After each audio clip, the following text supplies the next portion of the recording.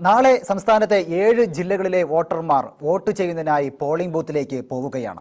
കേരളത്തിലെ തദ്ദേശ സ്വയംഭരണ സ്ഥാപനങ്ങളിലേക്കുള്ള ഈ തെരഞ്ഞെടുപ്പ് കേവലം വാർഡ് തലത്തിലെ വോട്ടിംഗ് എന്നതിലുപരി സംസ്ഥാന രാഷ്ട്രീയത്തിലെ ചൂടേറിയ പോരാട്ട വേദിയായി മാറിയിരിക്കുകയാണ്. സാധാരണഗതിയിൽ മാലിന്യം, കുടിവെള്ളം, പ്രാദേശിക റോഡുകൾ തുടങ്ങിയ അടിസ്ഥാന വികസന പ്രശ്നങ്ങളാണ് ഈ തെരഞ്ഞെടുപ്പിന്റെ ഗതി നിർണ്ണയിക്കേണ്ടത്. എന്നാൽ ഈ പ്രചാരണ ഘട്ടത്തിൽ നാം കണ്ട കാഴ്ച മറ്റൊന്നാണ്. യഥാർത്ഥ വികസന വിഷയങ്ങളെ ഈ തെരഞ്ഞെടുപ്പ് ചർച്ചകൾക്ക് എത്രത്തോളം മുൻഗണന നൽകിയിട്ടുണ്ട്? സംസ്ഥാനത്തിൽ കത്തിനിന്ന വിവാദങ്ങൾ പ്രാദേശിക പ്രശ്നങ്ങളിൽ ഒരു പുകമറ സൃഷ്ടിക്കാൻ മുന്നണികളെ സഹായിച്ചോ? അതോ പ്രാദേശിക വികസന നേട്ടങ്ങൾ ഉയർത്തിക്കാട്ടാനുള്ള ശ്രമങ്ങൾക്കിടയിലും വിവാദങ്ങളും ചർച്ചയുടെ ഫോക്കസ് മാറ്റിയതാണോ? പ്രത്യേകിച്ച് സ്ത്രീകളുമായി ബന്ധപ്പെട്ട വിഷയങ്ങൾ വൈകാരികമായ ചർച്ചകൾക്ക് വഴി തുറന്നപ്പോൾ അടിസ്ഥാന വികസന വിഷയങ്ങളിൽ നിന്ന് നമ്മുടെ ശ്രദ്ധ പാടെ വഴിമാറിപ്പോയോ? ഇന്ന് ഈ തെരഞ്ഞെടുപ്പിന്റെ യഥാർത്ഥ അജണ്ട എന്തായിരുന്നുവെന്നും വോട്ട് രേഖപ്പെടുത്തുന്നതിന് മുൻപ് ഒരു വോട്ടർ എന്തൊക്കെ കാര്യങ്ങളെയാണ് വിലയിരുത്തേണ്ടതെന്നും ചർച്ച ചെയ്യേണ്ടിയിരിക്കുന്നു. ഈ തെരഞ്ഞെടുപ്പ് പ്രചാരണത്തിൽ നമ്മൾ ഏറ്റവും കൂടുതൽ കേട്ടത് വികസന നേട്ടങ്ങളെക്കുറിച്ചോ അതോ വിവാദങ്ങളെക്കുറിച്ചോ? ഈ വിഷയങ്ങളാണ് ഇന്ന് നമ്മൾ ഈവനിംഗ് ചർച്ചയ്ക്കായി മുന്നോട്ട് വെക്കുന്നത്. പ്രിയ പ്രേക്ഷകർക്ക് 4 മണി ചർച്ചയിലേക്ക് സ്വാഗതം. തദ്ദേശ തെരഞ്ഞെടുപ്പിൽ വികസനം ചർച്ചയായോ? വിവാദങ്ങളിൽ പുകമറ സൃഷ്ടിക്കാനോ മുന്നണികളുടെ ശ്രമം? പ്രാദേശിക പ്രശ്നങ്ങളിൽ നിന്നും വഴിമാറിയോ? സ്ത്രീ വിഷയങ്ങളിൽ പെട്ടുപോയോ തെരഞ്ഞെടുപ്പ് പ്രചാരണം? ഇന്ന് എന്നോടൊപ്പം ചർച്ചയിൽ പങ്കെടുക്കുന്നവർ സാമൂഹ്യ നിരീക്ഷകനായ ഫാദർ സജി വട്ടുകളത്തിലാണ്, മാധ്യമപ്രവർത്തകൻ ജോൺസൺ കൊച്ചുപറമ്പൻ, കത്തോലിക്ക Congress vice president Treesa Lis Sebastian എന്നിവരാണ്. 3 പേർക്കും ചർച്ചയിലേക്ക് സ്വാഗതം. അത് ഞാൻ ഫാദർ സജി വട്ടുകളത്തിലേക്കാണ് വരുന്നത്. ഈ നാട്ടിലൊരു വോട്ട്, നാട്ടുകാരന് അല്ലെങ്കിൽ നാട്ടുകാരിക്ക് ഒരു വോട്ട്, നാടിന്റെ വികസനവും സർക്കാരിന്റെ ജനക്ഷേമ പ്രവർത്തനവും വിലയിരുത്തപ്പെടേണ്ട ഈ തെരഞ്ഞെടുപ്പിൽ എത്രത്തോളം ഈ പ്രാദേശിക പ്രശ്നങ്ങൾ ചർച്ചയായി? അതല്ല മറ്റു പല വിഷയങ്ങളിലേക്കും ജനങ്ങളെ മനഃപൂർവ്വം മുന്നണികൾ തള്ളിവിടുകയായിരുന്നു? എന്താണ് അങ്ങേക്ക് തോന്നുന്നത്? നമ്മുടെ ഈ ചർച്ചയുടെ ഒരു ആത്യന്തികമായിട്ടുള്ള ചിന്ത തന്നെ ഈ തദ്ദേശ സ്വയംഭരണ തെരഞ്ഞെടുപ്പിൽ ഈ വികസനം ചർച്ചയായോ, ഇല്ലെങ്കിൽ ഈ തെരഞ്ഞെടുപ്പുമായി ബന്ധപ്പെട്ട് ചർച്ചയാകേണ്ടിയിരുന്ന കാര്യങ്ങൾ എത്രമാത്രം ജനങ്ങളിലേക്ക് എത്തിക്കാനും ജനങ്ങളുടെ ഒരു വിധിക്കും വിചാരണയ്ക്കും ഒക്കെ വിധേയമാക്കാൻ കഴിഞ്ഞു എന്നുള്ളതാണല്ലോ നമ്മുടെ ഒരു ചിന്ത. തീർച്ചയായും ഈ ഇലക്ഷന്റെ ഇപ്പോ അതിന്റെ കുട്ടിക്കലാശങ്ങൾ ചില സ്ഥലങ്ങളിലേക്ക് വരുന്നു. നാളെയാണ് ചില സ്ഥലങ്ങളിൽ കുട്ടിക്കലാശം. നാളെ ഏതാനും ജില്ലകളിലെ കോടിക്കണക്കിന് വോട്ടർമാര് പോളിംഗ് ബൂത്തിലേക്ക് എത്തുന്നു. അങ്ങനെ എത്തുന്ന സമയത്ത് നമ്മളെ പോലെയുള്ളവരുള്ള സാധാരണമായ ആളുകൾ ഈ പൊതുസമൂഹത്തെയൊക്കെ കാണുകയും ചിന്തിക്കുകയും ഇത്തരത്തിലുള്ള പ്രക്രിയയുടെയൊക്കെ ഭാഗമാകുകയും ചെയ്യുന്ന ആളുകളെ സംബന്ധിച്ചിടത്തോളം ഈ ഇലക്ഷൻ പ്രചരണ കാലഘട്ടം എന്ന് പറയുന്നത് 100% നിരാശ ഉണ്ടാക്കുന്ന ഒരു കാലഘട്ടമായിരുന്നു. ആ സാധാരണ മനുഷ്യരിൽ ഈ നിരാശ നിറച്ച് ആ പറഞ്ഞ പ്രധാനപ്പെട്ട ചർച്ചയാകേണ്ട വിഷയങ്ങളിൽ നിന്ന് ശ്രദ്ധ തിരിച്ചു വിടുന്ന കാര്യത്തിൽ ഇനി ഇലക്ഷനിൽ ആര് ജയിക്കും പരാജയപ്പെടും എന്നുള്ളതൊക്കെ ഏതാനും ദിവസങ്ങൾക്കപ്പുറത്ത് നമ്മൾ കാണാനിരിക്കുന്ന വസ്തുതയാണെങ്കിലും ഈ ഇലക്ഷന് ഗൗരവമായ രീതിയിൽ ചർച്ചയാകേണ്ടിയിരുന്ന കാര്യങ്ങളെ ചർച്ചയാക്കാതെ ഇരിക്കുന്ന കാര്യത്തിൽ അതിനുള്ള തീരുമാനത്തിൽ ഈ രാഷ്ട്രീയ പാർട്ടികൾ പ്രത്യേകിച്ച് ഭരണകക്ഷി വിജയിച്ചിരിക്കുന്നു എന്ന് പറയുന്ന ആ കാര്യമാണ് നമുക്ക് കാണാൻ കഴിയുക. കാരണം ഈ ദിവസങ്ങളിൽ പ്രധാനപ്പെട്ടതായിട്ട് ചാനലുകളിൽ വന്ന ചർച്ച എന്തായിരുന്നു? ആ ചർച്ച എന്ന് പറയുന്നത് ഈ നാട്ടിലെ ഏറ്റവും സാധാരണക്കാരുടെ വിഷയങ്ങളാണ്. ഇതുപോലെയുള്ള പഞ്ചായത്ത്, തദ്ദേശ സ്വയംഭരണ തെരഞ്ഞെടുപ്പുകളിൽ ചർച്ചയാകുക ഏറ്റവും സാധാരണക്കാരായ ആളുകളുടെ വിഷയമാണ്. പക്ഷെ ആ വിഷയങ്ങൾ വേണ്ട രീതിയിൽ എവിടെയും ചർച്ചയായില്ല എന്നുള്ളതാണ് നമ്മളുടെ ഒരു അറിവും ബോധ്യവും ഒക്കെ അങ്ങനെ തന്നെയാണ്. ഇവിടെ ചർച്ചയായ കാര്യങ്ങൾ എന്താ? ഈ ദിവസങ്ങളിലെ ചാനലുകളിലെ പ്രമുഖ ചാനലുകളിലെ മുഖ്യ ചർച്ചകളും ഈ സംവാദങ്ങളും കാര്യങ്ങളും ഒക്കെ നമുക്ക് മനസ്സിലാവും. അതിവിടുത്തെ ഈ പറയുന്ന പച്ചക്കറിക്ക് തീവില് പിടിച്ച ഒരു കാലത്ത്, ഇല്ലെങ്കിൽ വെള്ളമില്ലാതെ ഒരു കാലത്ത്, ആവശ്യത്തിന് വൈദ്യുതി ഇല്ലാതെ ഒരു കാലത്ത്, വീട്ടുകരവും വെള്ളക്കരവും വൈദ്യുതക്കരവും അങ്ങനെ എല്ലാ കരങ്ങളും അടിക്കടി കൂടിയിരുന്ന ഒരു കാലത്ത് ഇതൊക്കെ ചർച്ചയാകേണ്ടിയിരുന്ന ഒരു സമയത്ത് ഇതൊക്കെ ചർച്ചയാകാതെ പോയി എന്ന് മാത്രമല്ല, ഇതൊക്കെ വളരെ സാധാരണ മനുഷ്യരുടെ വിഷയങ്ങളാണ്. ആ വിഷയങ്ങൾക്ക് യാതൊരു പ്രാമുഖ്യവും കിട്ടിയില്ല എന്നുള്ളതാണ് നമ്മളുടെ ഒരു എക്സ്പീരിയൻസ്. അങ്ങനത്തെ ഒരു കാര്യമാണ്. അപ്പൊ അതുകൊണ്ട് വേണ്ടത്ര രീതിയിൽ ഇത്തരം വിഷയങ്ങളെ ചർച്ചയാക്കാതെ സമൂഹത്തിന് മുമ്പിൽ നിന്ന് മാറ്റി നിർത്താനും മറച്ചു പിടിക്കുവാനും വിവാദങ്ങളെ കൊണ്ടുവന്ന് രാഷ്ട്രീയ പാർട്ടികൾക്ക് കഴിഞ്ഞു എന്നുള്ളതാണ് സത്യത്തിൽ ഈ ഇലക്ഷന്റെ ഒരു പരാജയമായിട്ട് ഞാൻ കാണുന്നു. തീർച്ചയായിട്ടും മുന്നണികൾ എല്ലാം തന്നെ, പ്രത്യേകിച്ച് ഭരണപക്ഷത്തെ എടുക്കുകയാണെങ്കിൽ, അവരുടെ പല ജനക്ഷേമ പ്രവർത്തനങ്ങളും മുന്നോട്ട് കൊണ്ടുവരാൻ അല്ലെങ്കിൽ അതിനെ ഒന്ന് ഓഡിറ്റ് ചെയ്യുവാൻ ഈ തദ്ദേശ സ്വയംഭരണ സ്ഥാപന തെരഞ്ഞെടുപ്പിൽ നടക്കേണ്ടതായിരുന്നു. പക്ഷേ അത് കഴിഞ്ഞില്ല എന്നുള്ളത് വളരെയേറെ വിഷമിപ്പിക്കുന്ന ഒന്ന് തന്നെയാണ്. ശരിക്കും പറയുകയാണെങ്കിൽ ശ്രീ ജോൺസൺ കൊച്ചുപറമ്പൻ, ഇത് മുന്നണികൾ നടത്തുന്ന ഒരു നയമല്ലേ, അല്ലെങ്കിൽ ജനങ്ങളോട് കാണിക്കുന്ന ഒരു വഞ്ചന തന്നെയല്ലേ? അതായത് പ്രാദേശിക വിഷയങ്ങളൊന്നും തന്നെ സംസാരിക്കാൻ ഇടം നൽകാതെ ചില വിവാദങ്ങൾ പുകമറ സൃഷ്ടിച്ചുകൊണ്ട് വരുന്നത് ജനങ്ങളോട് നടത്തുന്ന വലിയൊരു വെല്ലുവിളി തന്നെയല്ലേ? തീർച്ചയായും റോജി, ഈ പ്രാദേശിക ത്രിതല പഞ്ചായത്ത് തെരഞ്ഞെടുപ്പ് എന്ന് പറയുമ്പോൾ അവിടെ പ്രാദേശിക വിഷയങ്ങൾ മാത്രമല്ല ചർച്ച ചെയ്യപ്പെടേണ്ടത്. കാരണം പഞ്ചായത്തുകളിലൂടെ ചില കേന്ദ്ര പദ്ധതികൾ വരെ നടപ്പിലാകുന്നുണ്ട്. ഇപ്പൊ തൊഴിലുറപ്പ് പദ്ധതിയൊക്കെ കേന്ദ്ര ഗവൺമെന്റിന്റെ പദ്ധതിയാണ്, നടപ്പിലാകുന്നത് പഞ്ചായത്ത് വഴിയാണ്. അപ്പോൾ കേന്ദ്ര സംസ്ഥാന നിലപാടുകളുടെ രാഷ്ട്രീയ മുന്നണികളുടെ നിലപാടുകളും ഭരണവർഗത്തിന്റെ ചെയ്തികളും ഒക്കെ ചർച്ച ചെയ്യപ്പെടണം. ഒപ്പം പ്രാദേശികമായി ഓരോ ഗ്രാമത്തിനും ഓരോ സാഹചര്യങ്ങളായിരിക്കും ഉണ്ടാവുക. ഇപ്പോ കുട്ടനാട്ടിലെ സാഹചര്യമായിരിക്കുകയല്ല മലയോര മേഖലയിലേക്ക് വന്നാൽ, അവിടുത്തെ സാഹചര്യമായിരിക്കുകയല്ല മധ്യ കേരളത്തിലേക്ക് വന്നാൽ, എവിടെയാണെങ്കിലും അവിടുത്തെ സാഹചര്യങ്ങളും അവിടുത്തെ കുറവുകളും അവിടുത്തെ വികസന ആവശ്യങ്ങളും ഒക്കെ ചർച്ച ചെയ്യണം. കാരണം ജനങ്ങൾ ഇനി തെരഞ്ഞെടുക്കുന്ന ഒരു ഭരണകൂടം, അത് ഗ്രാമപഞ്ചായത്തിലാണെങ്കിലും ബ്ലോക്ക് പഞ്ചായത്തിലാണെങ്കിലും ജില്ലാ പഞ്ചായത്തിലാണെങ്കിലും കോർപ്പറേഷനാണെങ്കിലും, അടുത്ത 5 വർഷത്തേക്ക് അവരുടെ നാട്ടിലെ വികസന പ്രവർത്തനങ്ങൾക്ക് നേതൃത്വം കൊടുക്കേണ്ടതാണ്. അവിടെ കഴിവുള്ളവർ തെരഞ്ഞെടുക്കപ്പെടുക എന്നുള്ളതല്ല, കഴിവിനൊപ്പം സാമൂഹിക പ്രതിബദ്ധത, ജനങ്ങളോടുള്ള ഉത്തരവാദിത്വം നിറവേറ്റാൻ കഴിയുന്നവർ, അത്തരക്കാരാണ് തെരഞ്ഞെടുക്കപ്പെടേണ്ടത്. അപ്പോൾ ഓരോ സ്ഥാനാർത്ഥിയുടെയും രാഷ്ട്രീയ നിലപാട് നാം പരിഗണിക്കേണ്ടതുണ്ട്. രാഷ്ട്രീയ കക്ഷിയുടെ നിലപാട് മാത്രമല്ല. ഇപ്പോ AKCC വിവിധ ക്രൈസ്തവ സംഘടനകൾ, വിവിധ സാമുദായിക സംഘടനകളൊക്കെ ഉയർത്തിക്കൊണ്ടുവന്ന, അല്ലെങ്കിൽ കാർഷിക സംഘടനകൾ ഉയർത്തിക്കൊണ്ടുവന്ന എത്രമാത്രം വിഷയങ്ങളാണ് ഇവിടെ ഉള്ളത്. വന്യമൃഗശല്യം മാത്രമല്ല, വന നിയമങ്ങൾ മാത്രമല്ല, ഭൂപ്രശ്നങ്ങൾ മാത്രമല്ല, തൊഴിൽ പ്രശ്നങ്ങൾ മാത്രമല്ല, ട്രേഡ് യൂണിയനുകളുടെ വിഷയങ്ങൾ മാത്രമല്ല, ഇവിടെ വിലക്കയറ്റം സൃഷ്ടിച്ചിരിക്കുന്നു, തൊഴിലില്ലായ്മ സൃഷ്ടിച്ചിരിക്കുന്നു, ഇവിടെ അച്ഛൻ പറഞ്ഞതുപോലെ വൈദ്യുതി നിരക്ക് വർദ്ധിപ്പിച്ചിരിക്കുന്നു, വെള്ളക്കരം കൂട്ടിയിരിക്കുന്നു, കെട്ടിട നികുതി കൂട്ടിയിരിക്കുന്നു, ഭൂനികുതി കൂട്ടിയിരിക്കുന്നു. ഇങ്ങനെ നിരവധിയായ പ്രശ്നങ്ങളുണ്ട്. ഈ പ്രശ്നങ്ങളാണ് ചർച്ച ചെയ്യപ്പെടേണ്ടത്. ഈ പ്രശ്നങ്ങളിലൊക്കെ ഈ നിൽക്കുന്ന സ്ഥാനാർത്ഥികൾ എന്ത് നിലപാടാണ് എടുത്തത്? ഇവിടുത്തെ ജനതയ്ക്കൊപ്പമാണോ, അതോ വെറും രാഷ്ട്രീയ അടിമകളായി അവരുടെ രാഷ്ട്രീയത്തിനൊപ്പമാണോ നിന്നത്? ഇത് ചർച്ച ചെയ്യപ്പെടും. കാരണം അടുത്ത 5 വർഷം എന്റെ വാർഡിലെ മെമ്പറാണ്, എന്റെ വാർഡിലെ വികസന കാര്യങ്ങളിലും ക്ഷേമകാര്യങ്ങളിലും ഒപ്പം ഈ സംസ്ഥാനത്ത് മുഴുവനായി നടക്കേണ്ട കാര്യങ്ങളിലും പങ്കാളിയാവുന്നൊരു വ്യക്തി. അപ്പൊ അതിനുള്ള ഉത്തരവാദിത്വം രാഷ്ട്രീയ കക്ഷികൾ കാണിക്കണ്ടേ? ബഹുമാനപ്പെട്ട അച്ഛൻ പറഞ്ഞതുപോലെ ഈ വിഷയങ്ങളെ അറിഞ്ഞുകൊണ്ട് തമസ്കരിക്കുക കേട്ടോ റോജി, അല്ലാതെ ഇത് യാദൃശ്ചികമായി വരുന്നതല്ല.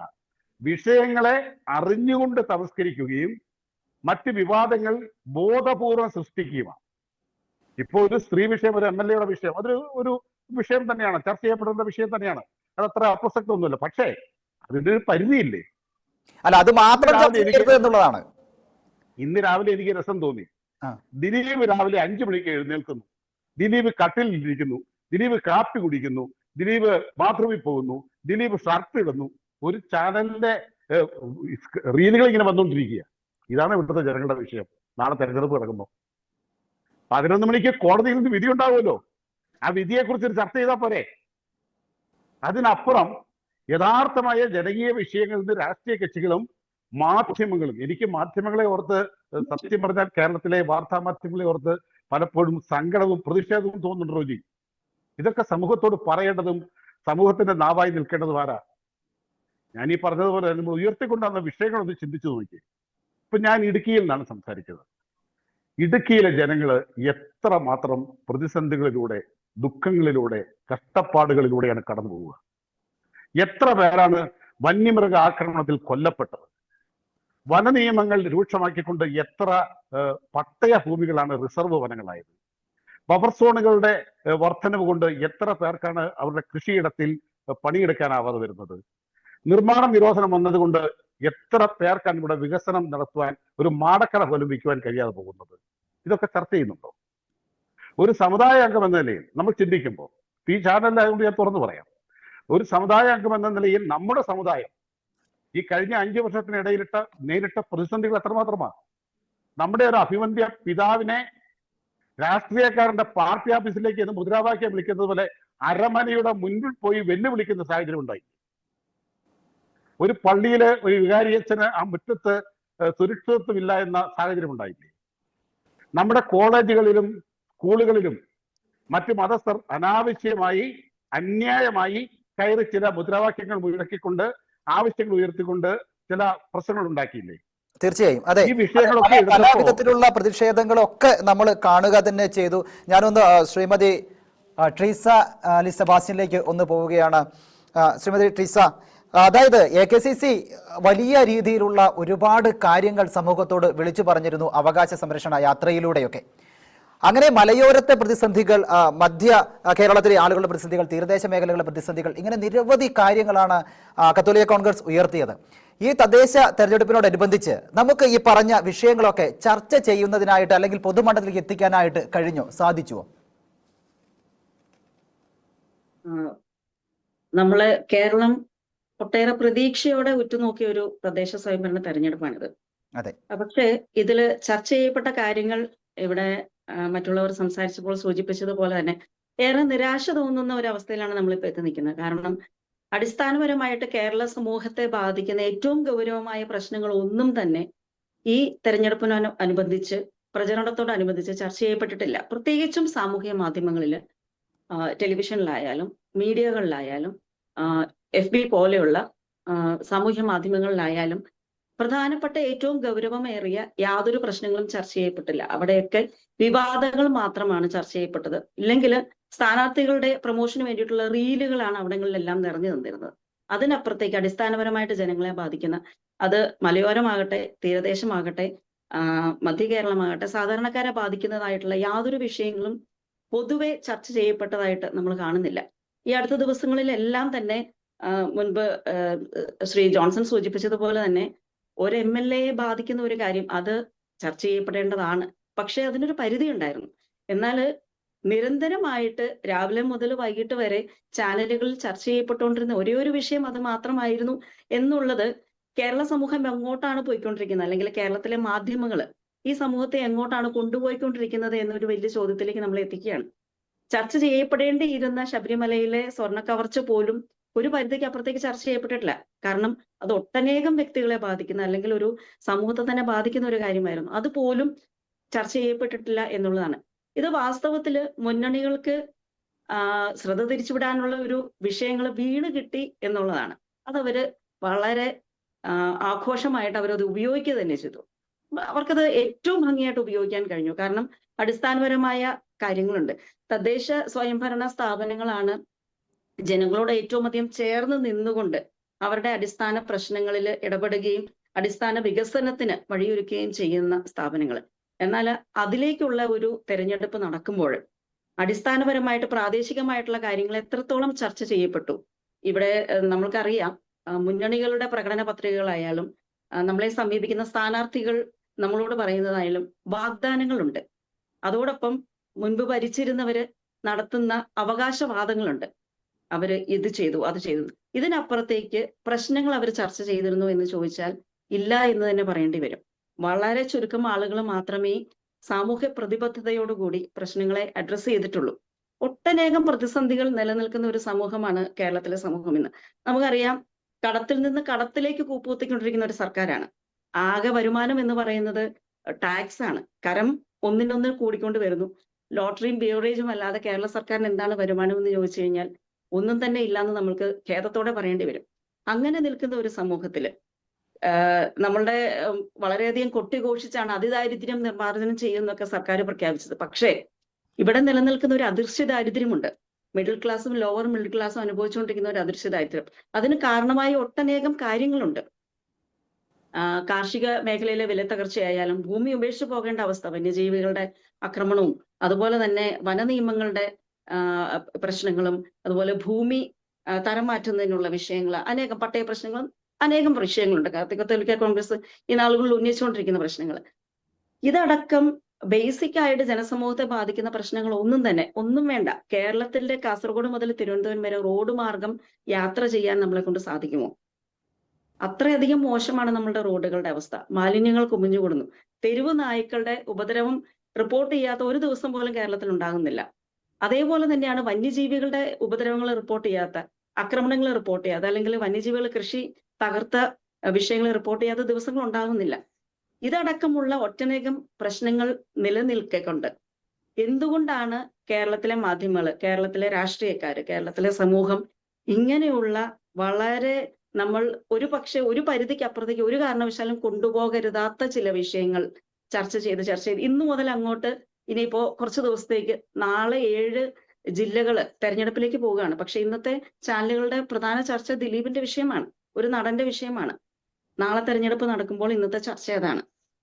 ഇങ്ങനെ ഒരു അവസ്ഥയിൽ എന്താണ് കേരളത്തിലെ രാഷ്ട്രീയ പാർട്ടികളുടെ പ്രതിബദ്ധത സമൂഹത്തോട്? തീർച്ചയായും അത് വലിയൊരു ചോദ്യമാണ്. എന്താണ് രാഷ്ട്രീയ പാർട്ടികൾക്ക് ജനങ്ങളോട് എന്ത് പ്രതിബദ്ധതയാണ് ഉള്ളത് എന്ന വലിയൊരു ചോദ്യം തന്നെയാണ് ഫാദർ സജീവ് വട്ടുകളത്തിൽ. അതായത് ഈ സാധാരണക്കാരന്റെ നീറുന്ന പ്രശ്നങ്ങൾ ഒട്ടനവധിയുണ്ട്. അതായത് നമുക്കിപ്പോൾ റോഡിലൂടെ പോകുമ്പോൾ നമുക്കറിയാം, നട്ടല് ഒടിയാതെ പോകുന്നത് വീട്ടിലെത്തുന്നത് വീട്ടിലിരിക്കുന്ന ആളുകളുടെ പ്രാർത്ഥനയുടെ ഒരു ഫലം കൊണ്ട് മാത്രമാണ്. അല്ലെങ്കിൽ രാത്രി പോയി കഴിഞ്ഞാൽ കാട്ടുപന്നി ഇടിച്ച് മരിക്കുന്ന അവസ്ഥയാണ് ഉണ്ടാവുന്നത്. ഈ സാധാരണക്കാരന്റെ പ്രശ്നം ചർച്ച ചെയ്യാൻ ശരിക്കും ഈ സർക്കാർ പേടിക്കുകയാണോ? എന്താണ് അങ്ങേക്ക് തോന്നുന്നത്? റോജി, പണ്ടായിരുന്നു നമുക്ക് ഈ റോഡിലൂടെ പോകുമ്പോൾ നട്ടല്ലൊടിയാതെ എത്താമെന്നുള്ള ഒരു ചിന്ത സാധാരണ ഉണ്ടായിരുന്നത്. ഇന്നിപ്പോ നമ്മൾ കൊട്ടിഘോഷിക്കുന്ന ഈ 6 വരി പാതയിൽ പോലും പോകുമ്പോ മണ്ണിനടിയിൽ പോകാൻ വേണ്ടിയിട്ട് പ്രത്യേകം പ്രാർത്ഥിച്ചിട്ട് പോകേണ്ട ഒരു കാലത്താണ് ഈ ദിവസങ്ങളിൽ നമ്മൾ കണ്ടുകൊണ്ടിരിക്കുക. ഈ ഇലക്ഷന്റെ ഒരു കാലഘട്ടത്തിൽ പ്രത്യേകിച്ച് വളരെ സജീവമായിട്ട് ഈ ഇലക്ഷന്റെ പ്രചരണം നടക്കേണ്ട ഈ ഏറ്റവും അവസാനത്തെ ദിവസങ്ങളിൽ ഞാൻ ഈ കേരളത്തിന്റെ വിവിധ ഭാഗങ്ങളിൽ, വിവിധ ജില്ലകളിൽ, പാലക്കാട് മാത്രമല്ല മറ്റ് പല സ്ഥലങ്ങളിലും ഞാൻ കോട്ടയത്ത് പോയി. നേരത്തെ ജോൺസൺ ചേട്ടൻ സൂചിപ്പിച്ചതുപോലെ ഈ ആലപ്പുഴ ജില്ലയിൽ പോകാൻ വേണ്ടിയിട്ട് ഇടയായി. മലപ്പുറത്ത് പോയി, കണ്ണൂര് പോയി, പ്രൊജക്ടിന്റെ ഭാഗമായിട്ട് പോകുന്നതാണ് ജില്ലകളിലൊക്കെ. അങ്ങനെ അവിടെയൊക്കെ ചെല്ലുമ്പോൾ അവിടുത്തെ ടെലിഫോൺ പോസ്റ്റിലും അവിടുത്തെ ഇലക്ട്രിക് പോസ്റ്റിലും ഈ കാണാനില്ല എന്ന് പറഞ്ഞിട്ട് രാഹുൽ മാങ്കൂട്ടത്തിന്റെ MLA ചിത്രങ്ങൾ വെച്ചുകൊണ്ട് ഉള്ള കാര്യമാണ്. എല്ലാ കവലകളിലും ചർച്ച ചെയ്ത, കാരണം മനുഷ്യന്റെ ഒരു ചിന്താധാരയിലേക്ക് ഇത്തരത്തിലുള്ള വിചാരങ്ങളെ അവർ വളരെ ബോധപൂർവം സന്നിവേശിപ്പിച്ചിരിക്കുന്നു എന്നുള്ളതാണ് ഈ ഇലക്ഷന്റെ കാലഘട്ടത്തിൽ. ഞാൻ ഇപ്പോ നമ്മുടെ പാനലിസ്റ്റുകൾ രണ്ടുപേരും സൂചിപ്പിച്ചതുപോലെ ഈ ഇടുക്കിയിലുള്ള, ഇല്ലേ അട്ടപ്പാടിയിലുള്ള, വയനാടുള്ള, പാലക്കാടുള്ള, ഇല്ലെങ്കിൽ ആലപ്പുഴയുള്ള ഈ കർഷകരെ സംബന്ധിച്ചിടത്തോളം അവരുടെ ജീവിതത്തിന്റെ ഏറ്റവും വലിയ നീറുന്ന പ്രശ്നം ഈ MLA വിഷയമാണോ? ഒരിക്കലും അല്ല എന്നുള്ളതാണ് 100% സാധ്യമായിട്ടുള്ള കാര്യം. ഇപ്പൊ ഞാൻ പാലക്കാടുള്ള വ്യക്തിയാണ്. ഈ പാലക്കാടുള്ള പല മനുഷ്യരുമായിട്ട് ഞാൻ സംസാരിച്ചു. ഈ MLAക്ക് വോട്ട് ചെയ്ത ആളുകളാണ്. അപ്പോ അവരൊക്കെ പറയുന്നത് എത്ര ദിവസമാണ് ഇത്തരം കാര്യങ്ങളെ ഇങ്ങനെ വലിച്ചു നീട്ടി കൊണ്ടുപോകുന്നതെന്ന് മടുത്തു എന്നുള്ളതാണ് സത്യത്തിൽ.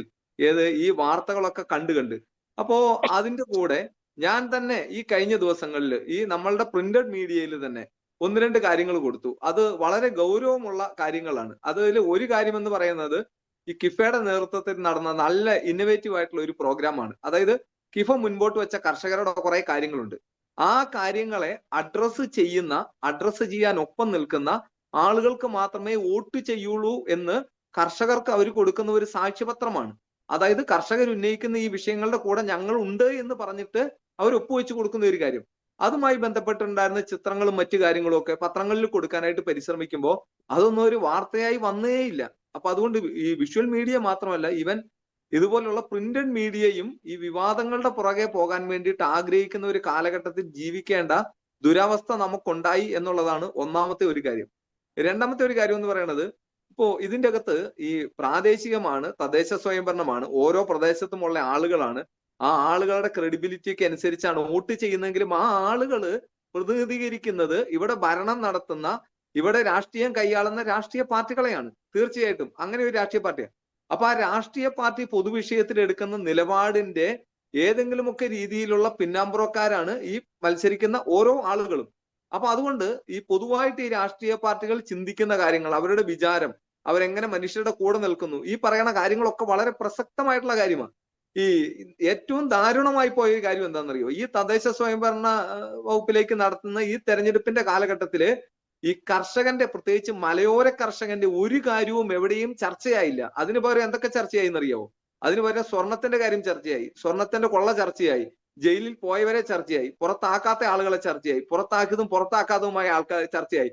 അട്ടപ്പാടിയിൽ വന്ന് അമേരിക്കയിൽ ട്രംപ് എടുക്കുന്ന നിലപാടുകളെ കുറിച്ച് വരെയും പ്രസംഗിച്ചു പോയ രാഷ്ട്രീയ നേതാക്കന്മാരുണ്ട്. അപ്പോ അവരുടെയൊക്കെ ഒരു മാനസികാവസ്ഥ പരിശോധിക്കേണ്ടതാണ്. കാരണം അവർ എവിടെ നിൽക്കുന്നു, ആരെ അഡ്രസ്സ് ചെയ്യുന്നു, ആരോട് ഈ കാര്യങ്ങളെ കുറിച്ച് പറയുന്നു എന്ന്. ഈ കഴിഞ്ഞ ദിവസങ്ങളിൽ അവിടെ കടുവയുടെ കണക്കെടുക്കാൻ വേണ്ടിയിട്ട് പോയ ഒരു ഈ ഫോറസ്റ്റിലെ ഒരു ജീവനക്കാരനുണ്ട്. ആ ജീവനക്കാരൻ ആന ചവിട്ടി കൊല്ലപ്പെട്ടു. അപ്പോൾ ആളുകളുടെ വലിയ പ്രതിഷേധം അവിടെ ഉണ്ടായി. ആ പറയുന്ന സമയത്തൊക്കെ അവർ പറയണത് എന്താ കാശ് കിട്ടില്ല എന്നായി ചോദിക്കുന്നത്. ഏത് വരുന്ന ഉദ്യോഗസ്ഥന്മാർ ചോദിക്കുന്നത് കാശ് കിട്ടില്ല എന്ന്. അങ്ങനെയാണെങ്കിൽ ഇവരുടെയൊക്കെ സ്വന്തം വീട്ടിൽ അങ്ങനെ മനുഷ്യർ മരിക്കുന്ന സമയത്താണ് ഈ പറയുന്നതിന്റെ ഒരു വേദന അവർക്ക് മനസ്സിലാകുക. കടുവയുടെ കണക്കെടുക്കാൻ വേണ്ടിയിട്ട് ഈ ദിവസങ്ങളിൽ പോകുന്നത് എന്തിനു വേണ്ടിയിട്ടാ? കടുവയുടെ പ്രൊജക്ടിന് വേണ്ടിയിട്ട്, അതായത് ബിഗ് കാറ്റിന്റെ ഇന്ത്യയുടെ പ്രൊജക്റ്റിന് വേണ്ടിയിട്ട് സബ്മിറ്റ് ചെയ്ത് അതിന് കാശുണ്ടാക്കാൻ വേണ്ടിയിട്ടാണ്. അപ്പോൾ അത്തരം കാര്യങ്ങൾ പോലും ഈ മനുഷ്യൻ മരിച്ച പഞ്ചായത്തിൽ പോലും വേണ്ട രീതിയിൽ ചർച്ച ചെയ്യപ്പെട്ടില്ല എന്നുള്ളത് ഒരു ദാരുണാവസ്ഥയാണ്. അതിനെയൊക്കെ എന്ത് ചെയ്തു? MLA വിഷയം കവർ ചെയ്തു, ഇല്ലെങ്കിൽ സ്വർണത്തിന്റെ വിഷയം കവർ ചെയ്തു. ആളുകളുടെ ഏറ്റവും പ്രധാനപ്പെട്ട ചാനലിന്റെ ചർച്ച എന്ന് പറയുന്നത് ശശി തരൂര് ചായ കുടിക്കാൻ പോയോ ഇല്ലയോ എന്നുള്ളതാണ്. ഈ സാധാരണ ഇവിടുത്തെ ആളുകളെ സംബന്ധിച്ചിടത്തോളം ഒരു പഞ്ചായത്ത് ഇലക്ഷൻ വരുമ്പോൾ റോജി, നമ്മളെ എല്ലാവരെയും സംബന്ധിച്ചിടത്തോളം ഇപ്പൊ ഈ പാനലിസ്റ്റുകളൊക്കെ സൂചിപ്പിച്ചതുപോലെ ഏറ്റവും പ്രധാനപ്പെട്ട കാര്യമായിട്ട് നമുക്കൊക്കെ ഒരു പ്രതീക്ഷ വരുന്നത് നമ്മുടെ നാട്ടിൽ തകർന്നു കിടക്കുന്ന റോഡ് ഒന്ന് ചർച്ച ചെയ്യപ്പെടും, നമ്മുടെ പഞ്ചായത്തിൽ കുടിവെള്ളം കിട്ടാത്ത പ്രശ്നങ്ങൾ ഒന്ന് ചർച്ച ചെയ്യപ്പെടും, നമ്മുടെ നാട്ടിൽ രൂക്ഷമായിരിക്കുന്ന തെരുവുനായ പ്രശ്നം എങ്കിലും ഒന്ന് ചർച്ച ചെയ്യപ്പെടും. പരിഹാരം കിട്ടിയിട്ടല്ല, അറ്റ്ലീസ്റ്റ് അത് പറയാൻ വേണ്ടിയിട്ടുള്ള ഒരു വേദി ഉണ്ടാകുമല്ലോ എന്ന് പ്രതീക്ഷിക്കുന്ന മനുഷ്യരുടെ കരണത്ത് ഏറ്റ അടിയാണ്. ഇല്ലെങ്കിൽ അവരുടെ പ്രതീക്ഷയുടെ മേലെ കരിയോയിൽ വെച്ചിട്ട് പോയ പോലെയായി ഈ പ്രാവശ്യത്തെ പഞ്ചായത്ത് ഇലക്ഷൻ എന്നാണ് എനിക്ക് തോന്നുന്നത്. ഓക്കെ, തീർച്ചയായിട്ടും.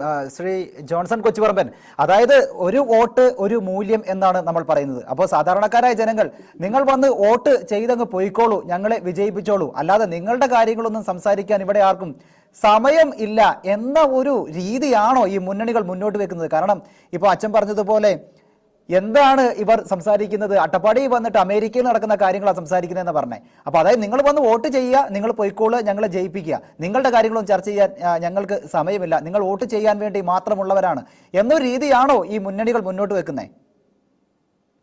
എനിക്ക് ഏതായാലും ഒരു ആശ്വാസമുള്ളത്, സാധാരണ ഈ മാർക്സിസ്റ്റ് പാർട്ടി ഈ പ്രതിസ്ഥാനത്ത് നിൽക്കുന്ന ഒരു സാഹചര്യം ഉണ്ടാകുമ്പോൾ അത് ചർച്ച ചെയ്യപ്പെടാതിരിക്കാൻ എവിടെയെങ്കിലും ഒരു രാഷ്ട്രീയ കൊലപാതകം നടത്തുന്ന ഒരു പാരമ്പര്യമാണ് ഇന്നോളം കണ്ടുവന്നിട്ടുള്ളത്. മുൻകാല ചരിത്രമെടുത്ത് നോക്കിയാൽ നമുക്കറിയാം, മാർക്സിസ്റ്റ് പാർട്ടി എപ്പോഴൊക്കെ പ്രതിക്കൂട്ടിലാക്കപ്പെട്ടിട്ടുണ്ടോ ആ വിഷയം ചർച്ച ചെയ്യപ്പെടാതിരിക്കാൻ ആസൂത്രിതമായി ഒരു കൊലപാതകം നടത്തുകയും അതിന്റെ മേൽ ചർച്ച മാറ്റി വിടുകയും ചെയ്യുമായിരുന്നു. ഈ ശബരിമലയിലെ കൊള്ള, ശ്രീമതി ട്രീസാലിസ് പറഞ്ഞല്ലോ, ശബരിമലയിലെ കൊള്ള എന്ന് പറയുന്നത് ഹൈന്ദവ സമുദായത്തിന്റെ ഹൃദയം തകർത്ത ഒരു സംഭവമാണ്. ആ സംഭവം യഥാർത്ഥ രീതിയിൽ ചർച്ച ചെയ്യപ്പെട്ടാൽ അവിടെ രാഷ്ട്രീയമൊന്നും ഉണ്ടാവില്ല, അവിടെ ഹൈന്ദവ സമുദായത്തിൽ നിന്നും ഈ ഭരണവർഗത്തിനെതിരെ വലിയൊരു നിലപാടുണ്ടാകും. ഒപ്പം ഈ ശബരിമലയിലെ വരുമാനത്തിൽ വലിയൊരു ഇടിവുണ്ടാകും. അതുകൊണ്ട് തന്നെ ആ വിഷയം ചർച്ച ചെയ്യപ്പെടരുത് എന്ന് ഭരണ നേതൃത്വം ആഗ്രഹിച്ചു. അതുകൊണ്ട് തന്നെ അവർ മറ്റു വിഷയങ്ങളിലേക്ക്, ഈ രാഹുലിന്റെ അടക്കമുള്ള വിഷയങ്ങളിലേക്ക് കൊണ്ടുപോയി. ഞാൻ ചോദിക്കുന്നത് പ്രതിപക്ഷം എവിടെയായിരുന്നു? പ്രതിപക്ഷം എവിടെയായിരുന്നു? അവർക്ക് ഉത്തരവാദിത്വം ഇല്ലായിരുന്നു. നമ്മളിപ്പോ പാനലിസ്റ്റുകൾ 3 പേരും റോജിയും പറഞ്ഞത് എന്താ? റോജി, ജനങ്ങളുടെ വിഷയം ചർച്ച ചെയ്യപ്പെട്ടില്ല. ഞാനും വളരെ സമയക്കുറവുകൊണ്ട് ദീർഘിപ്പിക്കുന്നില്ല. ഇടുക്കിയിൽ ഒരു പ്രദേശത്ത് ഏലം എന്ന് രേഖപ്പെടുത്തിയതിന്റെ പേരിൽ പട്ടയം ലഭിക്കുന്നില്ല. അവിടുത്തെ കർഷകർ ആവശ്യപ്പെടുന്നു. മന്ത്രി, ഇടുക്കിയുടെ മന്ത്രിയുള്ള മണ്ഡലമാണ്, തോപ്രാക്കുടി എന്ന് പറയുന്ന പ്രദേശമാണ്. അവിടുത്തെ ജനങ്ങള് അതിന് കൃത്യമായി വിവരാവകാശം വെച്ച് അപേക്ഷ കൊടുത്തപ്പോൾ അവർക്ക് കിട്ടിയ മറുപടി, അത് ഈ ഭൂനിയമം തരം മാറ്റുന്നതനുസരിച്ച് കൃത്യമായി മാറ്റിയതിനുള്ള രേഖ കൃത്യമല്ലാത്തതുകൊണ്ട് കിട്ടില്ല എന്ന്. പക്ഷേ അതവിടെ പറഞ്ഞതിന്റെ പേരിൽ അവിടെയുള്ള കർഷകരെയും കിഫ എന്ന് പറയാം, ആ സംഘടന അവിടെ ഇല്ല കേട്ടോ, കിഫ എന്ന് പറയുന്ന സംഘടനയും അവിടുത്തെ കർഷകരും വ്യാജം പറയുന്നു എന്ന് പറഞ്ഞുകൊണ്ട് ഇടതു നേതൃത്വം അപ്പാടെ മുഴുവൻ കക്ഷികളുടെയും നേതാക്കന്മാരെ, ജില്ലാ നേതാക്കന്മാരുടെ പേരിൽ ഒരു ദിവസം കൊണ്ട് അവിടെ നോട്ടീസ് ഇറങ്ങി. 1 മണിക്കൂർ കൊണ്ട് നിയമസഭയിൽ ചർച്ച ചെയ്താൽ പരിഹരിക്കാവുന്ന വിഷയമാണ്. അത് ചെയ്യാതെ അപ്പൊ യഥാർത്ഥത്തിൽ ഇവിടുത്തെ ജനങ്ങളുടെ വിഷയം ചർച്ച ചെയ്യുന്നില്ല എന്ന് മാത്രമല്ല, പ്രശ്നങ്ങൾ പരിഹരിക്കുന്നില്ല. ഇപ്പൊ പഞ്ചായത്തുകളുടെ കാര്യം പറഞ്ഞാൽ അവിടെ പദ്ധതി വിഹിതമായി സംസ്ഥാന ഗവൺമെന്റുകൾ കൊടുക്കുന്ന ഫണ്ടുണ്ട്, അത് പദ്ധതികൾക്ക് മാത്രമായി ചെലവഴിക്കാൻ കഴിയും. തനത് ഫണ്ടുണ്ട്, ആ തനത് ഫണ്ട് ചെലവഴിക്കുന്നതിൽ നിർണായകമായ പങ്ക് ആ പഞ്ചായത്തിന് തന്നെയാണ്.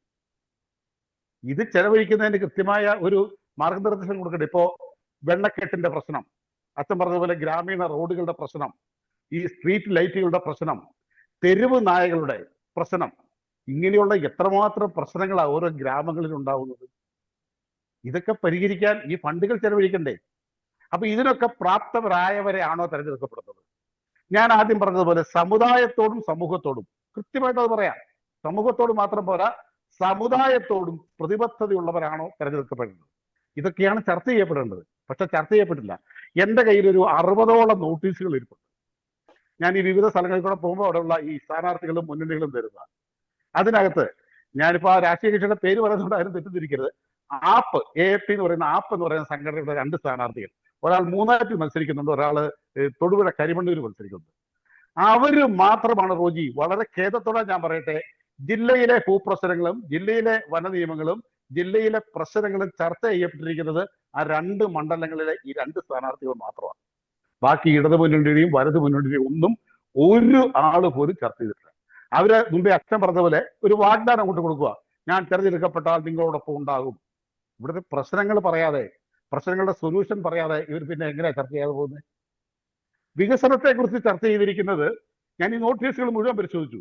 വികസനം എന്ന വാക്ക് പറഞ്ഞിരിക്കുന്നതും അതിലൊരു ഗ്യാരണ്ടി പറഞ്ഞിരിക്കുന്നതും അതിലൊരു പദ്ധതി പറഞ്ഞിരിക്കുന്നതും സംസ്ഥാന തലത്തിൽ BJP മാത്രമാണ്. തീർച്ചയായും വേറെ ഒരു കക്ഷിയും പറഞ്ഞിട്ടില്ലെന്നേ. സംശയമുള്ളവർക്ക്, നമ്മൾ ഈ പറയുന്ന ചർച്ച കേൾക്കുന്നവർക്ക് അവരുടെ കയ്യിൽ കിട്ടിയിരിക്കുന്ന മുന്നണികളുടെയോ സ്ഥാനാർത്ഥികളുടെയോ ഈ ലീഫ്ലെറ്റ് എടുത്ത് വായിച്ചു നോക്കാം. തീർച്ചയായും, അതായത് വികസനം പറയാൻ ആരും തയ്യാറാകുന്നില്ല എന്നതാണ് പ്രധാനപ്പെട്ട ഒരു കാര്യമായി ശ്രീ ജോൺസൺ കൊച്ചുപുറം പറഞ്ഞത്. ഞാൻ ശ്രീമതി ട്രീസ ലി സെബാസ്റ്റ്യൻ അങ്ങിലേക്ക് ഒന്ന് വരികയാണ്. അതായത് കത്തോലിക്ക കോൺഗ്രസ് നേരത്തെ ഞാൻ ചോദിച്ചതുപോലെ തന്നെ നിരവധി കാര്യങ്ങൾ ഉന്നയിച്ചിരുന്നു, നിരവധി ചോദ്യങ്ങൾ സർക്കാരിന് മുന്നിലേക്ക് വെച്ചിരുന്നു. അപ്പോൾ ഈ തെരഞ്ഞെടുപ്പിൽ നമുക്ക് പ്രതീക്ഷയുണ്ടായിരുന്നത് നമ്മൾ ഉന്നയിക്കുന്ന, കത്തോലിക്ക കോൺഗ്രസ് ഉന്നയിക്കുന്ന പ്രശ്നങ്ങൾക്ക് ഒരു തീരുമാനമുണ്ടാകും, അല്ലെങ്കിൽ അത് ചർച്ച ചെയ്യപ്പെടുകയെങ്കിലും ചെയ്യുമെന്നുള്ളതാണ്. ആ സമയത്ത് തന്നെ സർക്കാർ നമ്മളോട് ഒരുപാട് പരിഗണന കാണിക്കുകയും വാഗ്ദാനങ്ങൾ തരികയും ഒക്കെ ചെയ്തു. നമ്മൾ മുന്നോട്ട് വെച്ച കാര്യങ്ങളിൽ എന്തെങ്കിലും നീക്കുപോക്ക് ഉണ്ടായോ ശ്രീമതി ലിസ്? ശ്രീ റോജി, നമുക്കറിയാം കഴിഞ്ഞ അവകാശ സംരക്ഷണ യാത്രയിലോ അതിനു മുൻപും കത്തോലിക്ക കോൺഗ്രസ് ജനങ്ങളെ ബാധിക്കുന്ന പ്രശ്നങ്ങൾ, പ്രത്യേകിച്ച് നമ്മുടെ സമുദായത്തെ ബാധിക്കുന്ന ഒട്ടനവധി പ്രശ്നങ്ങൾ ഉയർത്തിപ്പിടിക്കുകയുണ്ടായി.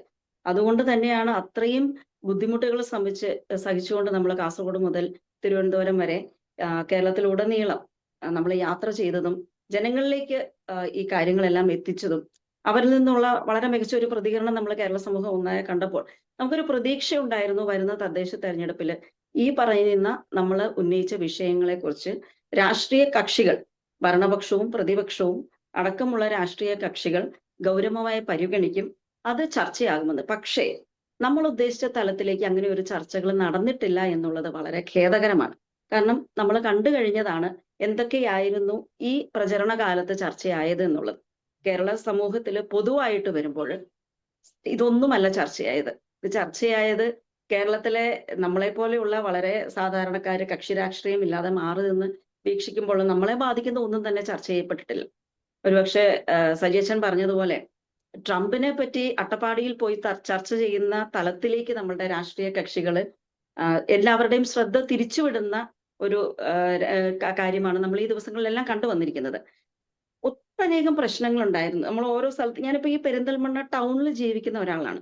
എന്റെ വീടിന്റെ മുന്നിലുള്ള റോഡിൽ പോലും കാട്ടുപന്നി ഇറങ്ങി എന്ന് പറഞ്ഞാല് നമ്മളെ കൊണ്ട് വിശ്വസിക്കാൻ പറ്റുന്ന ഒരു കാര്യമല്ലത്. നമ്മുടെ വീടിന്റെ ഇവിടുന്ന് ഒരു കിലോമീറ്റർ അകലയിലേക്ക് വരെ കുരങ്ങന്മാർ എത്തുന്നു, മയിലുകൾ എത്തുന്നു. ഇങ്ങനെയുള്ള ഒരു അവസ്ഥയിലേക്ക് കേരളത്തെ ഇന്ന് കൊണ്ടെത്തിച്ചിരിക്കുന്നത് നമ്മളുടെ നാട്ടിലുള്ള ഭരണകർത്താക്കളാണ്. ഇതിനെതിരെ പ്രതികരിക്കാത്ത നമ്മളുടെ പ്രതിപക്ഷത്തിരിക്കുന്ന രാഷ്ട്രീയ കക്ഷികളാണ്. ഇത്തരത്തിലേക്ക് ജനങ്ങളുടെ ജീവിതം ദുരിതത്തിൽ ആഴ്ത്തുന്ന ഒരു കേരളത്തിലെ ഭരണ സംവിധാനത്തെ എന്തുകൊണ്ട് ചോദ്യം ചെയ്യാൻ പോലും നമ്മുടെ നാട്ടിലെ രാഷ്ട്രീയ കക്ഷികൾ തയ്യാറാവുന്നില്ല, നമ്മുടെ പ്രതിപക്ഷം തയ്യാറാവുന്നില്ല. ഒട്ടനവധി പ്രശ്നങ്ങളുണ്ട്. കാരണം കുട്ടനാട് പോലെയുള്ള പ്രദേശങ്ങളിൽ ജീവിതം ദുസ്സഹമായി അവിടെ വിട്ടുപോകേണ്ട ഒരവസ്ഥയിലേക്ക് നമ്മുടെ സമൂഹം എത്തിയിരിക്കുകയാണ്. പ്രത്യേകിച്ചും ക്രൈസ്തവരെ സംബന്ധിച്ചിടത്തോളം മലയോരങ്ങള് നമ്മൾ ക്രൈസ്തവരുടെ ജനസാന്ദ്രത കൂടുതലുള്ള പ്രദേശങ്ങളായതുകൊണ്ടാണ് മലയോര കർഷകരുടെ പ്രശ്നങ്ങൾ നമ്മൾ എപ്പോഴും ഉയർത്തിപ്പിടിക്കുന്നത്. നമ്മുടെ സമുദായത്തെ ബാധിക്കുന്ന വലിയൊരു വിഷയമാണത്. എത്രത്തോളം അത് ഈ തെരഞ്ഞെടുപ്പിൽ ഉന്നയിക്കപ്പെട്ടിട്ടുണ്ട്. കുട്ടനാടിന്റെ അവസ്ഥ നമുക്കറിയാം. നല്ലൊരു പദ്ധതി ഉണ്ടെന്നുണ്ടെങ്കിൽ കുട്ടനാട് ടൂറിസം മേഖലയിൽ എത്രത്തോളം വരുമാനം സംസ്ഥാന സർക്കാരിന് നേടിക്കൊടുക്കേണ്ട ഒരു പ്രദേശമാണ്.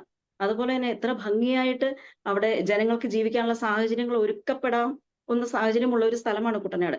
പാടെ കുട്ടനാടിനെ അവഗണിച്ച് വെച്ചിരിക്കുന്ന ഒരു സർക്കാരിനെ കുട്ടനാട്ടിലെ ജനങ്ങൾ എന്ത് നോക്കിയാണ് ആർക്കാണ് വോട്ട് ചെയ്യേണ്ടത് എന്നുള്ളത് ഒരു ചോദ്യമാണ്. തീർച്ചയായും നമുക്ക് ഓരോ മിനിറ്റ് കൂടി പോകാം. അച്ഛാ, ഫാദർ സജി വട്ടുകളത്തിലേക്കാണ് വരുന്നത്. ശരിക്കും പറയുകയാണെങ്കിൽ തദ്ദേശ തെരഞ്ഞെടുപ്പ് പ്രഖ്യാപിച്ചു കഴിഞ്ഞപ്പോൾ വളരെയേറെ പ്രതീക്ഷകളായിരുന്നു, നിരവധി കാര്യങ്ങളൊക്കെ ചർച്ച ചെയ്യുന്നത്. മുന്നണികൾ സാധാരണക്കാരനെ, അല്ലെങ്കിൽ മലയോരമാണെങ്കിലും തീരദേശമാണെങ്കിലും സാധാരണക്കാരായ ആളുകളെ പറ്റിക്കുകയാണോ ചെയ്യുന്നത് സത്യത്തിൽ? മുന്നണികൾ സാധാരണക്കാരെ പറ്റിക്കുന്നു എന്നുള്ളതിനേക്കാൾ അപ്പുറത്ത് പരിഗണിക്കുന്നേ ഇല്ല എന്നുള്ളതാണ് ഏറ്റവും യഥാർത്ഥ കാര്യം. ഇപ്പോൾ ട്രീസ പറഞ്ഞതുപോലെ ഇതുവരെയും കേരളം ദൈവത്തിന്റെ സ്വന്തം നാട് എന്നറിയപ്പെട്ടിരുന്ന ഒരു കാലത്തുനിന്ന് മാറി നമ്മൾ ജീവിക്കുന്ന ഈ കാലത്ത് കേരളം ദൈവത്തിന്റെ സ്വന്തം കാട് എന്ന് പറഞ്ഞിരുന്ന ഒരു രീതിയിലേക്ക് മാറിയിരിക്കുകയാണ്. കാരണം കാട്ടിൽ കാണുന്ന എല്ലാ മൃഗങ്ങളും ഇപ്പോൾ നാട്ടിലുണ്ട്. അപ്പോൾ ഈ കാടും നാടും തമ്മിലൊരു വ്യത്യാസമില്ല. പിന്നെ കുറച്ച് മനുഷ്യരും കൂടെ അതിന്റെ കൂടെ ഉണ്ടെന്നേ ഉള്ളൂ. പിന്നെ ഈ മനുഷ്യരെ ഒരു രീതിയിലും വില മതിക്കാത്ത ഈ രാഷ്ട്രീയക്കാരും, അപ്പോ ഈ മൃഗങ്ങളും അവരും തമ്മിൽ വലിയ വ്യത്യാസങ്ങളൊന്നും ഇല്ല. അത് ചിലർ 4 കാലിൽ പോകുന്നു, ചിലർ 2 കാലിൽ പോകുന്നു എന്ന് മാത്രമേ ഉള്ളൂ. അതിന്റെ ഒരു വിളയാട്ടമായിരുന്നു ഈ പഞ്ചായത്ത് തെരഞ്ഞെടുപ്പ് എന്ന് വേണമെങ്കിൽ നമുക്ക് പറയാം. ഒരു രീതിയിലും മനുഷ്യനെ മാനിക്കാത്ത മൃഗങ്ങൾ ഇങ്ങനെ നാട്ടിലേക്ക് ഇറങ്ങുമ്പോൾ അതാണല്ലോ ചെയ്യുന്നത്. ഒരു രീതിയിലും അവന്റെ അധ്വാനത്തെ ഒന്നും മാനിക്കാത്ത രീതിയിൽ. അതുകൊണ്ട് ഈ ഇലക്ഷൻ കാലഘട്ടത്തിലൂടെ ഈ കേരളം ദൈവത്തിന്റെ സ്വന്തം ഓൾറെഡി അതൊരു കാടിന്റെ പരുവത്തിലേക്ക് എത്തിയിട്ടുണ്ട്. ഈ വന്യമൃഗങ്ങളുടെ സാന്ദ്രത കൊണ്ട്, കാട്ടിലെ സാന്ദ്രത അല്ല, നാട്ടിലെ സാന്ദ്രത കൊണ്ട്. അപ്പൊ അതുകൊണ്ട് കേരളം ദൈവത്തിന്റെ സ്വന്തം കാട് എന്നുള്ള ഒരു രീതിയിലേക്ക് മാറിയിരിക്കുന്നു എന്നുള്ളതാണ് എന്റെ ഒരു ഒബ്സർവേഷൻ. ഓക്കെ, തീർച്ചയായിട്ടും. ശ്രീ ജോൺസൺ കൊച്ചുപറമ്പൻ, അതായത് നമ്മുടെ നാട്ടിലുള്ള ഒരാൾക്ക് ഒരു വോട്ട് ചെയ്യാൻ, അതായത് അയലോക്കത്തുള്ള ഒരാൾക്ക് വോട്ട് ചെയ്യാനുള്ള ഒരു അവസരമാണ് ഈ തദ്ദേശ സ്വയംഭരണ സ്ഥാപനത്തിൽ തിരഞ്ഞെടുപ്പ് എന്നുള്ളത്. അപ്പോൾ നമുക്കങ്ങനെ വിലയിരുത്തിക്കൊണ്ട് നാളെ ഇപ്പോൾ പോളിംഗ് ബൂത്തിലേക്ക് പോവുകയാണ്, അങ്ങനെ ഒരു വ്യക്തിയെ വിലയിരുത്തിക്കൊണ്ട് വോട്ട് ചെയ്യാനുള്ള ഒരു സാഹചര്യം ഉണ്ടായോ? ഒരു മിനിറ്റ്. തീർച്ചയായിട്ടും ഇത്രയേ ഉള്ളൂ റോജി. നാളെ പോലീസ് സ്റ്റേഷനിൽ ചെല്ലുമ്പോൾ 3 ബാലറ്റ് കിട്ടും. ചിലര് 3ഉം ഒരേ മുന്നണിക്ക് തന്നെ കൊടുക്കുന്ന പാരമ്പര്യമുള്ളവരാണ്. ചിലത് ചിഹ്നത്തിന് മാത്രം കുത്തി പാരമ്പര്യമുള്ളവരാണ്. ചിലത് ഈ റോജി പറഞ്ഞ അയൽവക്ക സ്നേഹവും വ്യക്തിബന്ധവും മാത്രം നോക്കുന്നവരാണ്. ഇതൊന്നും നോക്കണ്ട. നിങ്ങൾ പേര് നോക്കുക, ചിഹ്നം നോക്കുക. ഈ ചിഹ്നം പ്രദാനം ചെയ്യുന്ന പ്രസ്ഥാനത്തിനും ഈ പേരിലുള്ള വ്യക്തിക്കും ഈ സമൂഹത്തോട് പ്രതിബദ്ധതയുണ്ടോ? അഴിമതി രഹിതമായി എൻ്റെ നാടിന് വേണ്ടി ഇയാൾക്ക് നിലനിൽക്കാനാവുമോ? അയാൾ കൂട്ടി കൊടുക്കുക. അതേ മുന്നണിക്കും അതേ പാർട്ടിക്കും തന്നെ അടുത്ത ആൾക്ക് കൊടുക്കണമെന്നില്ല. ഇപ്പൊ ജില്ലാ പഞ്ചായത്തിൽ കൊടുത്തയാൾക്ക് ആ മുന്നണിക്ക് തന്നെ ബ്ലോക്ക് പഞ്ചായത്തിൽ കൊടുക്കണമെന്നില്ല. നിങ്ങൾക്ക് ബോധ്യമുണ്ടാവണം, വോട്ട് ചെയ്യുന്നവന് ബോധ്യമുണ്ടാവണം, അടുത്ത 5 വർഷം എൻ്റെ നാടിനെ ഭരിക്കുവാൻ, എൻ്റെ നാടിന്റെ വികസന കാര്യങ്ങളിൽ നേതൃത്വം കൊടുക്കുവാൻ ഇയാൾക്ക് കഴിയും എന്ന് ഉറച്ച ബോധ്യമുള്ളവന്, സമൂഹത്തോടും സമുദായത്തോടും പ്രതിബദ്ധതയുള്ളവന് മാത്രം വോട്ട് ചെയ്യുക.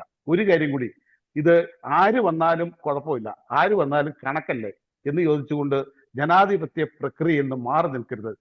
വോട്ടവകാശമുള്ള മുഴുവൻ പേരും ഈ പ്രക്രിയയിൽ പങ്കാളികൾ ആയിക്കൊണ്ട് ജനാധിപത്യത്തെ ശക്തിപ്പെടുത്തിയെങ്കിൽ മാത്രമേ നമ്മുടെ ഭാരതത്തിന് ഇവിടെ നിലനിൽക്കാനാവൂ എന്ന ഒരു ബോധ്യം കൂടി എല്ലാവർക്കും ഉണ്ടാകണം എന്ന് മാത്രമേ എനിക്ക്. ഓക്കെ, തീർച്ചയായും. ശ്രീമതി ട്രീസ, അതായത് നമ്മൾ ഈ തെരഞ്ഞെടുപ്പ് മുന്നിൽ കണ്ടു, ഒരു മാസത്തോളമായി പ്രചാരണ പ്രവർത്തനങ്ങളൊക്കെ നടക്കുന്നു. നമുക്ക് ഒരു സാധാരണക്കാരന് എന്താണ് മനസ്സിലായത്? എന്താണ് അങ്ങേക്ക് തോന്നുന്നത്? പ്രധാനപ്പെട്ട രാഷ്ട്രീയ കക്ഷികളെ സംബന്ധിച്ചിടത്തോളം, അല്ലെങ്കിൽ അവർക്ക് സാധാരണക്കാരുടെ പ്രശ്നങ്ങളൊന്നും ഒരു വിഷയമേ അല്ല, അതൊന്നും അവരെ ബാധിക്കുന്ന കാര്യമേ അല്ല. ഭരണമുണ്ടാവണം, അവർക്കുള്ള വിഹിതങ്ങൾ കൈപ്പറ്റാനുള്ള വഴികൾ അവർക്ക് കണ്ടെത്തണം. ഇത് മാത്രമാണ് പ്രധാനപ്പെട്ട രാഷ്ട്രീയ കക്ഷികളുടെ വിഷയം. നമ്മൾക്ക് നാളെ പോളിംഗ് ബൂത്തിലേക്ക് പോകുമ്പോൾ ചെയ്യാനുള്ളത് ജോൺസൺ സൂചിപ്പിച്ചുള്ള ഒറ്റ കാര്യം മാത്രമേ ഉള്ളൂ. വ്യക്തികളെ നോക്കുക, സാമൂഹിക പ്രതിബദ്ധതയുള്ള, അല്പമെങ്കിലും സമൂഹത്തോട് സേവനം ചെയ്യാനായിട്ട് സന്നദ്ധതയുള്ള വ്യക്തികളെ നമ്മൾക്കറിയാം. അങ്ങനെയുള്ളവരെ നോക്കി വോട്ട് ചെയ്യുക. മുൻകാലങ്ങളിൽ ഭരിച്ച് മുടിപ്പിച്ചവരെ നമ്മൾ കഴിയുന്നതും അവരിൽ നിന്ന് ഒഴിവായി നിൽക്കുക. നമ്മൾക്ക് വേണ്ടി ഒരു ശതമാനമെങ്കിലും പ്രതിബദ്ധതയോടുകൂടി നമ്മളുടെ പ്രദേശത്തെ കാര്യങ്ങളിൽ ഇടപെടാൻ തയ്യാറായിട്ടുള്ള വ്യക്തികളുണ്ടെങ്കിൽ അവർക്ക് വോട്ട് ചെയ്യുക എന്നുള്ളത് മാത്രമാണ് നമ്മളുടെ മുന്നിലുള്ള ഒരേ ഒരു വഴി. തീർച്ചയായിട്ടും ജനാധിപത്യം എന്ന് പറയുന്നത് ഒരു വ്യക്തിയെ സംബന്ധിച്ച് അതിൽ ഉൾപ്പെടാൻ പറ്റുന്ന ഒരേ ഒരു വഴി എന്ന് പറയുന്നത് ഈ വോട്ട് ചെയ്യുക എന്നുള്ളത് മാത്രമാണ്. അപ്പോൾ 7 ജില്ലകൾ, തിരുവനന്തപുരം മുതൽ എറണാകുളം വരെയുള്ള 7 ജില്ലകളിൽ നാളെയും, തൃശൂർ മുതൽ കാസർഗോഡ് വരെയുള്ള ജില്ലകളിൽ 11-ാം തീയതിയും വോട്ടെടുപ്പ് നടക്കുകയാണ്. നമുക്ക് അവകാശപ്പെട്ടത് വോട്ട് ചെയ്യുക എന്നുള്ളതാണ്. പ്രാദേശിക വിഷയങ്ങൾ എത്രത്തോളം ചർച്ച ചെയ്യപ്പെട്ടിട്ടുണ്ട് ഈ തെരഞ്ഞെടുപ്പിൽ എന്ന് നമ്മൾ ആലോചിക്കേണ്ടിയിരിക്കുന്നു, ചിന്തിക്കേണ്ടിയിരിക്കുന്നു. കണ്ണു തുറന്ന് കാണുക, ആർക്കാണ് വോട്ട് ചെയ്യേണ്ടതെന്ന് ചിന്തിക്കുക.